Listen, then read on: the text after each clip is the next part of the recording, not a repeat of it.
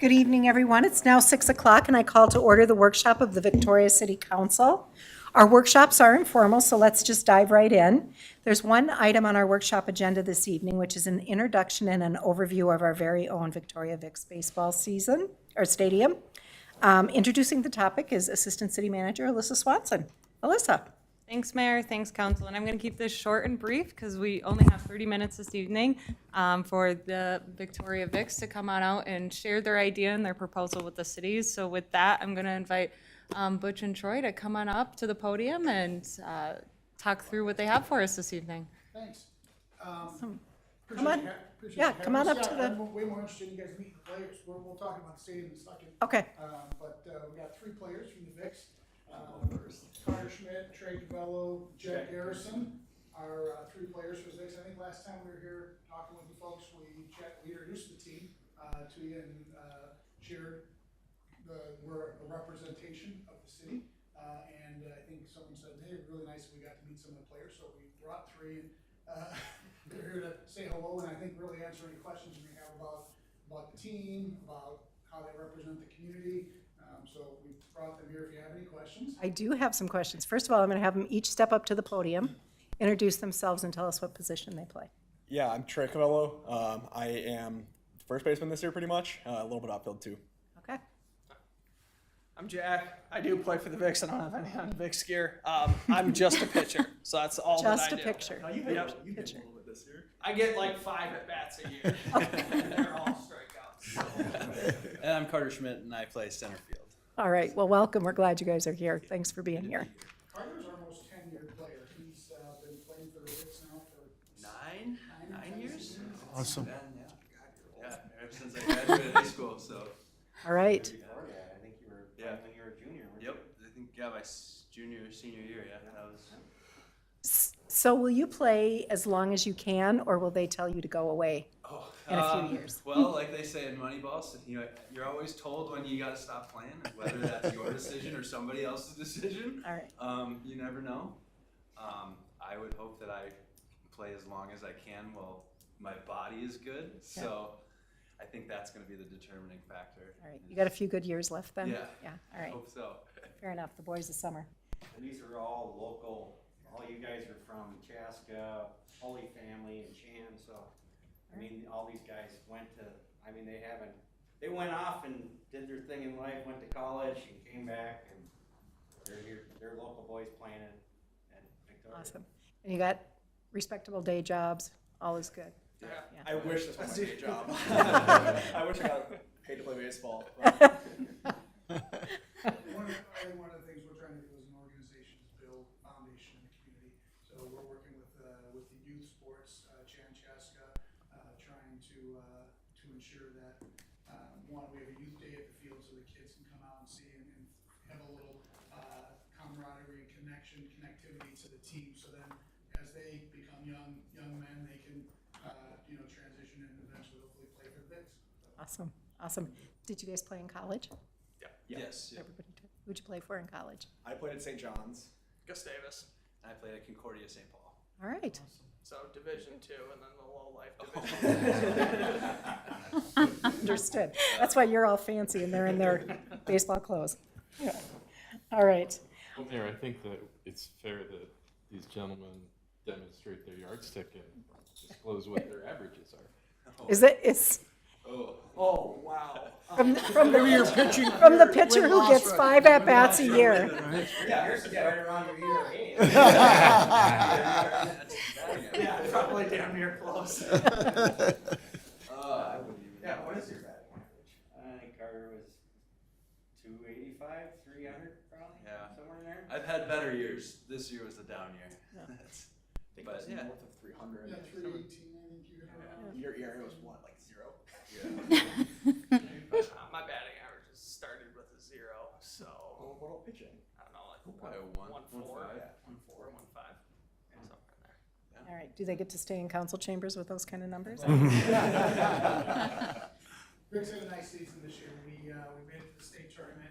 Unfortunately, we had a little bit of administrative mix-up that caused us not be able to play in the state tournament, but we're going to rectify that this winter, and we'll look to get back there next season. But I think 5 of the last 6 seasons, the Vicks have represented the state tournament. Thank you. You guys are a crown jewel in our Victoria crown. We appreciate it. So, all right, gentlemen. Now you can see the business part of this. Yeah. Just read the next slide for me. Do you want us to sit? Yeah, please stay. Look, your picture's up there and everything. Oh, wow.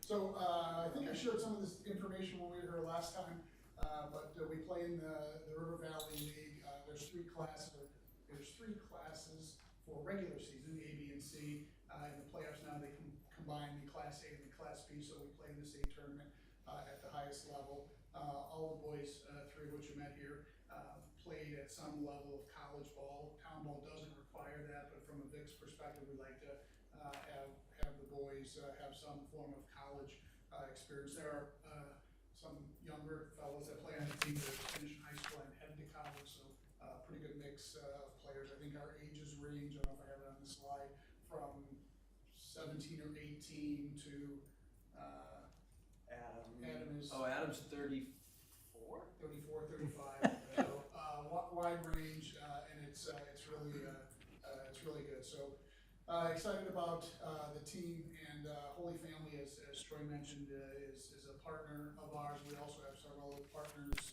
in the community: Blizzard Baseball, Max Bat, Pitch to Pitch, and others. We work with Old National Bank, Waste Management, and other of the local communities. And for us, it's a couple of things. One, partnership within the community, but two, as we look to do something like this, we're going to need sponsorship. So look forward to what that looks like for us in the future. You've met Troy a couple times now. He's our vice president of the organization. Our president and head coach is Clark Poppets. So you know the field, as we mentioned before. I think we had a community award winner, Mike Poppets. Troy's dad was awarded that last year. The field's named after him, so the Poppets boys are still very connected to our organization, and they're really the leaders of what we do. All right, I'm going to have you stop for a second because we're going to get some microphones on Oh, so we can stand hear for you. the microphone. That would be so helpful. Okay. So when They should be good now with those. when the academy starts looking for award winners that they can have. So come on, okay, let me ask, Dan, is that capturing their voices better now? Great, okay. Sorry about Thank you, that. sorry, Butch, go ahead. No worries. Can you hit the next slide for me, thanks? Last time we were here, we talked about having a potential vision of what could happen over at Lions Park. We were in the early stages of what that would look like, and we've continued that due diligence. And because this is a workshop, we wanted to share with you kind of what we've learned, where we're headed, and what the vision looks like. Obviously, we will need your all's approval, and there's substantially more due diligence required.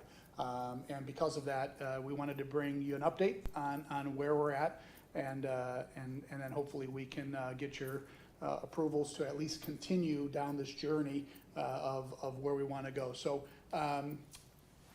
all of the neighboring communities have a field. If you've been to Chaska, you've been to Chan.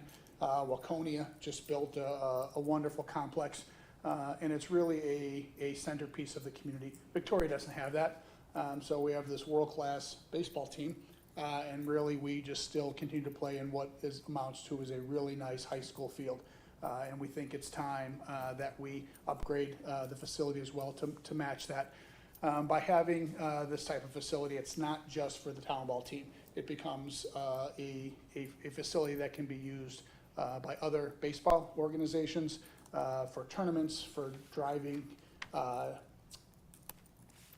people into the community on the weekends. So take example, the Gopher State baseball tournament at the high school level, you have that at the field, and over the course of Thursday through Sunday, hundreds of teams participate. Their parents come and need to shop and eat and stay in the community, so it's a revenue driver for the community, and we can do that lots of times throughout the course of a baseball season. That's just one potential opportunity. Troy was mentioning earlier, as he was showing the mayor of the facility, it's not just a baseball field. So the idea that we have for this is that it could be a multi-purpose facility, so it can be used in the wintertime. The boys baseball, youth softball, the girls leagues are looking for places to hit in the wintertime. And the idea that we have for this facility would create underground tunnels that could be heated, and we could use the facility year-round. Ice rink located right to the north of where the field sits. Right now, they use an equipment shed to stay warm as a warming house. This facility could serve as a warming house. Troy mentioned in the beginning, we could have concerts on the field, and I think concerts in the park, and this could serve as a grandstand for that. So lots of uses for this type of facility to support the community. So that's our vision. I'm just looking at the slide, I apologize. 501c7, so the VIX Baseball Organization has applied for nonprofit status.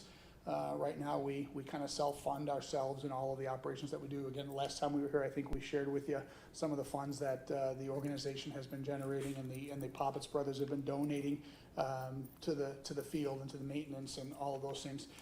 When you take on a venture like this, the original proposal for this is $2 million. That's a little bit bigger than probably the budget that Dana manages for the parks. Just a little bit. So we clearly understand that a funding of that type of an endeavor is a massive undertaking. I lived in Eden Prairie, and a handful of years ago, we built a miracle field for handicapped children in Eden Prairie, and the city donated the ground that it was on right next to Flying Cloud Airport, and we fundraised with several of the youth boys in the Baseball Association. We raised $250,000 to fund the building of that field.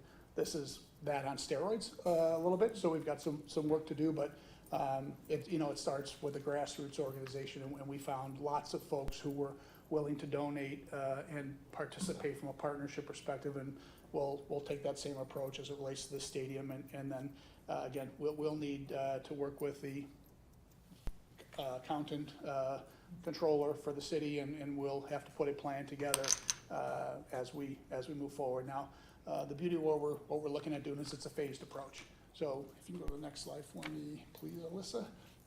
We've started already with the smaller parts. So if you haven't been over to Lions Field or to Poppets Field at Lions Park, we've made several improvements to the field in the last year that we've self-funded.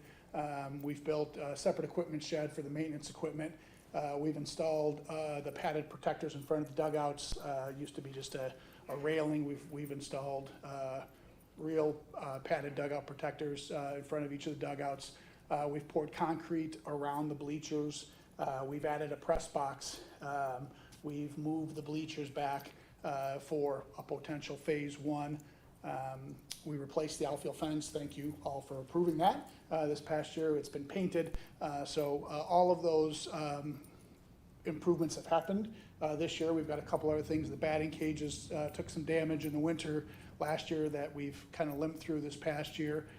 And we're currently in the process of remodeling this facility, which houses the concession stand. We're getting some new equipment for the concession stand. So that's phase 0 in our overall project. Phase 1, which we are hoping to move forward with this time next year, is it starts with removing the chain link fence from around the backstop. By moving the bleachers back, that allows us to now put a wall around, if you think from dugout to dugout, behind home plate, and then erect poles to put netting around like a real baseball stadium, so you're not watching through the chain link, but you can actually watch from the current bleacher structure. And then following that, the pavilion, which sits where this is right now. We've talked about relocating that over to the playground area. So as parents watch their kids in the playground, they sit under a pavilion protected from the sun and potential rain.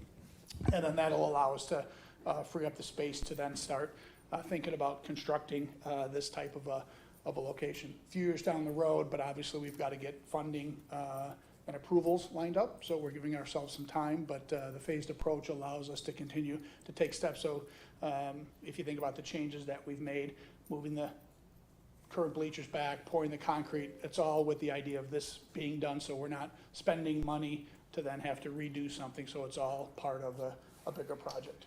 And the big thing is the press box, like I came in and said, is that's built to get disassembled, and it can be put up at D-Town, so it can have another use at a different park. So everything that I've been thinking about and we've been brainstorming about is not to be wasteful and to be able to, okay, we did this improvement at this park, but if we get this big grand thing, that means that all these improvements that we did can go over to this other park and make that park even better. Stand by. Carry on. Go ahead. Okay. So everything that we've been doing in like our old tarps, we bring those over to D-Town, which we pay for because the high school uses that field over there. So a lot of our seconds, we tried to make that field better too. You know, instead of throwing our stuff away, we'll just, here you go, use it over there. So that's what we've been doing forever, you know. We actually, I believe we built the dugouts at D-Town, me and my dad and some of the Vicks, because that was where we were gonna be at one time, and then there's an issue with lights or whatever, but that's in the past. But, so we've always, our family had, and the baseball team, it's always been like a community, like effort, from our standpoint, to make it better. So through the years, it's always been old baseball players that have a craft, whether they do concrete or whatever they do, we'd all come out and donate our time to make it a better place. So, that's basically, we're trying to get to an end result where basically it can be set up for the future and be set up for the next generations, because the way this is designed is, it could be a bomb shelter too. It's all concrete. It's all concrete and steel. There's no maintenance to it. So, this is like the ultimate goal that would be great for the community. And that whole park has such, I'm not saying I just have one view on it, but in my eyes is that you should have like a grand entrance, and then you split 3 ways to go to your different areas, and then you have one way out. Now you got like a gravel road, you walk through the grass, if you're going over here, going over there, it's just kind of misplaced. So I think that'd be worth investing in that park to make it grand instead of just what it is. So that's my thoughts. I think we have one more, do we have one more slide, or is that the last one? That was the That's it? last one. Okay, so the ask of the council, and again, I know this is a workshop, so we don't have any financials to put in front of you, and I think the first thing you want to understand is how you're paying for this thing and what's it going to cost. We will share with you what we have. We've got to sharpen the pencil and do some work. The Poppets brothers, obviously, with the business that they're in, there's a lot of sweat equity that they're willing to donate to this project. We've had several folks in the community say, once you guys get non-exempt status, we'd love to make a donation. The Lions Club has talked to us about potentially matching some donations. So we've got to do that diligence and bring it back to you all to then discuss how we potentially fund this size of an initiative and effort. I think Waconia just went through it. So we'll get in connection with Waconia and get how they funded and financed to pay for this. There's revenue streams tied to this, obviously. We've talked to Derek about the Chanchaska Baseball Association and their need for field and practice facilities in the winter season. So I think that's an opportunity for us. Obviously, Holy Family, now partners with us to use the field. And so I think there's opportunities for us down the road. But we know we owe you that, but we just wanted to share this with you at this point and know that we'd like to get your approval to continue down this journey and this process if you're all aligned with that. Yeah, terrific. Thank you for the due diligence. This is an exciting project. You guys have a great vision here. I think I can speak for council that we want to keep you here. We want to be supportive of the efforts you guys are doing. But true, we do need some, want to know how much it's going to cost. What is the revenue? What does the pro forma look like? And the partnerships. You already said you talked to the Lions. That's awesome. You've got some great help from the Poppets brothers who know how a field needs to work and look, which is awesome. And so I think we're going down the right path here. It's exciting. Council, questions, comments for these gentlemen? I just had. Yeah, Councilmember Evansky, please. Have just a request of you guys, if you could back up a few slides where you have who your partnership with. If you wouldn't mind putting together for us a summary of who you feel are your strong partners and what they're bringing to that partnership with you, so that we can get an understanding of where the city might stack up in that list of partners, that would be helpful, I think, for me I to. can give you just a short answer. So every game, we have a unbelievable, lady, Jenny Costello, that goes around and all the local businesses donate something, so we're trying to make the place fun and energetic, so every single, she goes around and every game we give away raffles for a gift certificate for each one of them, like Winchester and Rye, Floyd's, Vicks, all the local in-town places. She just does an awesome job of getting everybody to, and they're like, oh, heck yeah, whatever you need. So, that's great that we have all that support there. And it's been ad hoc and really in just support of the team for uniforms, baseballs, the kind of the basics.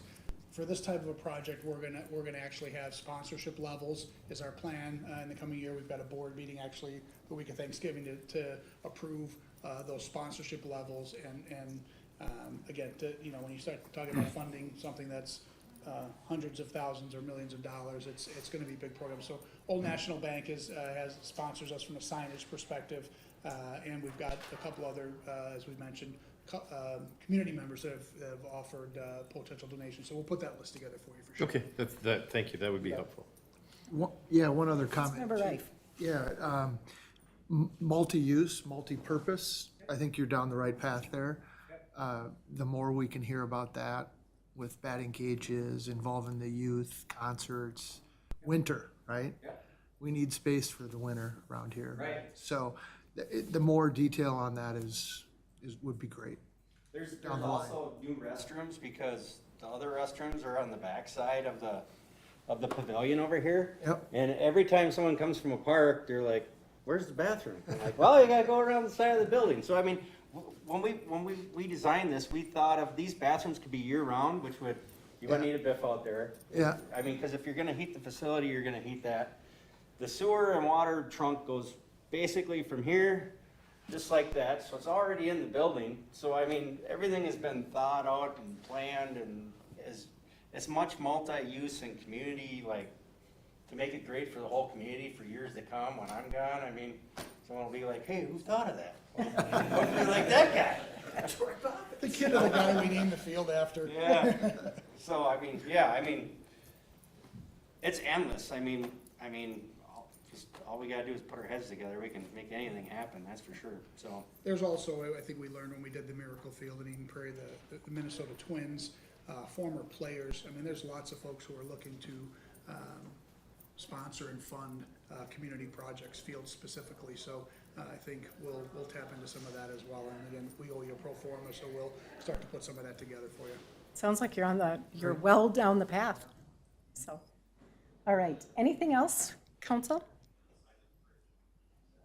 All right, seeing nothing. Thank you so much. We appreciate it. It was nice to meet you guys. Thanks. Keep up the good work. Yeah. Thanks, fellas. Nice job. All right. There are no further agenda items on our workshop this evening, so I will entertain a motion to adjourn.